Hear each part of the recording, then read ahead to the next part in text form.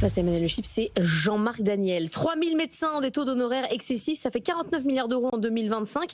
C'est une hausse de 69% en 5 ans. Les plus concernés, c'est les chirurgiens. Alors la question de ce matin, est-ce qu'il faut encadrer les honoraires des médecins? Emmanuel, qu'est-ce que vous dites? Ah non, mais cette affaire des dépassements d'honoraires, puisque c'est de ça qu'il s'agit, c'est un véritable cancer pour le système de santé français.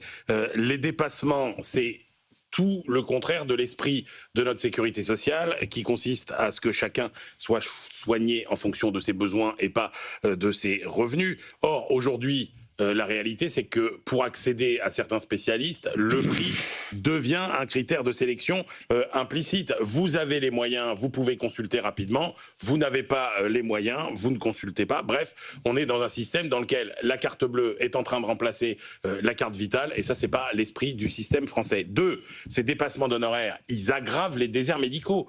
Ils aggravent les déserts médicaux parce que aujourd'hui, la possibilité de pratiquer ces dépassements d'honoraires attire les spécialistes vers les zones les plus aisées. Donc, vous allez avoir plein de spécialistes à Paris, à Lyon, à Neuilly, sur la Côte d'Azur. Et puis, les territoires ruraux et les villes moyennes, eh ben, vous n'en aurez pas. Donc, c'est pas seulement une question de discrimination par le prix, c'est aussi une question de discrimination par le territoire. Franchement, ces dépassements d'honoraires, est-ce qu'ils améliorent vraiment la qualité des soins ? Est-ce que parce que vous payez 2 fois plus cher, vous êtes mieux soigné? Non, je ne crois pas. Donc oui, effectivement. Et puis alors, bon, les complémentaires, elles payent, mais au final, c'est répercuté sur la facture. C'est un système qui est devenu incontrôlable, qui crée de la ségrégation dans l'accès aux soins. Donc il faut en finir avec tout ça, sachant que la condition, ça doit quand même être une revalorisation du prix moyen des consultations. On y arrive. Jean-Marc, vous dites ne touchez pas au dépassement d'honoraires. Ah oui, le dépassement d'honoraires, c'est un peu de liberté dans un système qui est en train de s'effondrer et de créer la pénurie par excès de réglementation. C'est-à-dire que le principe de la sécurité sociale de Ambroise Croizat, qui n'a pas créé la sécurité sociale, contrairement à ce qu'on pense, elle a été créée un peu avant qu'il ne soit nommé ministre, mais le commentaire qu'il a fait, c'est il faut que chacun paie selon ses moyens et reçoive selon ses besoins. Et donc le bilan de ça, c'est que ça a tout le temps été en déficit. Et la conséquence, c'est que ce déficit désormais est géré par l'État, qui, au lieu d'améliorer la situation, a aggravé la situation. Donc on arrive à cette situation aberrante. Vous avez un secteur 1, qui est le secteur où tout le monde normalement peut aller, le secteur 2 où il y a les dépassements d'honoraires qui permet d'avoir une situation meilleure, qui va vers 90% des spécialistes, d'après un rapport récent, et puis ce secteur 3 où il y a les gens qui refusent tout accord avec la sécurité sociale. Le bilan de tout ça, quand on regarde comment ça fonctionne, c'est que le passage dans le secteur 1 au secteur 2 dépend du choix qui est fait sur la rémunération dans le secteur 1. Vous pouvez modifier complètement et faire en sorte que les gens n'aillent pas vers le secteur 2 si vous augmentez effectivement. Donc si vous augmentez le prix de la consultation, vous avez plus de dépassement d'honoraires. Donc vous êtes dans une situation où vous avez des médecins qui ont un raisonnement économique parce qu'ils font un calcul, et puis vous avez une administration étatique qui est censée incarner la rationalité économique et qui fait un raisonnement comptable qui se retourne complètement contre elle. Et donc il faut mettre un terme à tout ça. Le problème de la santé globalement, c'est le fait que c'est un marché à tierces personnes. C'est-à-dire, celui qui paie n'est pas celui qui consomme. Celui qui consomme, c'est le malade.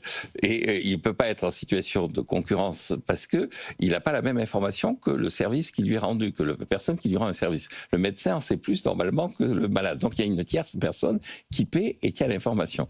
Or, cette tierce personne, elle ne joue pas le jeu de la concurrence et elle a des raisonnements qui sont des raisonnements de court terme, comptables et étatistes. Donc il faut exploser tout ça, il faut garder le peu de liberté qu'il y a encore dans le système et amorcer la privatisation et la mise en concurrence de la sécurité sociale. Mais du coup, ça fait une consultation de secteur 1 à quel niveau? Vous l'augmentez de combien? Ah mais je pense que quand ce sera des compagnies d'assurance qui géreront, chacune définira son accord. Et c'est elles qui feront pression sur les médecins. Et c'est elles qui feront pression sur les médecins. Et la conséquence de ça, c'est qu'effectivement, les gens auront la vérité des prix. Parce que on est dans une situation où les gens, donc c'est chacun selon ses moyens, les gens n'ont même pas conscience de la réalité de ce qu'ils paient. Et quand on leur dit, mais ce sont vos charges sociales, vos cotisations sociales, ils hurlent en disant, ah mais oui, mais le brut est beaucoup trop grand par rapport au net, il faut supprimer les cotisations sociales. Jean-Marc, on est bien dans le à chacun selon ses moyens, selon votre perspective, mais on n'est pas à chacun selon ses besoins. Et c'est bien ça qui est quand même le problème.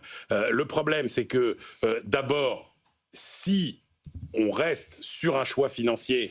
On sait très bien, quand je vous disais la carte bleue ne doit pas remplacer la carte vitale, mais le problème c'est que la carte bleue, ça s'accompagne aussi de l'asymétrie d'information. Quand vous dites qu'il y a une asymétrie d'information entre les patients et les médecins, mais c'est pire que ça, c'est-à-dire qu'il y a une asymétrie d'information entre les patients. C'est-à-dire que la réalité, vous la connaissez comme moi, c'est qu'il y a les patients qui ont de l'argent, des niveaux intellectuels et sociaux élevés, qui savent qui sont les bons médecins parce qu'ils ont du piston des relations, etc., et les autres qui ne les connaissent pas. Donc c'est un double. C'est surtout pour voir un spécialiste pour prendre le train déjà. Et la réalité, Jean-Marc, aussi, c'est que dans votre système, que je vois très bien se dessiner de concurrence, qu'est-ce qui va se passer? C'est que vous aurez chaque compagnie, chaque mutuelle qui aura ses réseaux de médecins, etc., et que la réalité, c'est que vous aurez quand même une sélection par l'argent. Dernier mot, Jean-Marc. Oui. D'abord, je suis toujours très surpris des gens qui considèrent que nos concitoyens sont incapables de s'informer, incapables de prendre de responsabilités, qu'il faut leur prendre la main pour les conduire vers leur bien-être et leur bien-être. La deuxième chose, c'est qu'effectivement, quand on dit à chacun selon ses moyens, mais il faut respecter ses besoins, le bilan, c'est qu'on a un système qui est en train de mourir étouffé sous le déficit. Donc il faut revenir à la réalité des prix.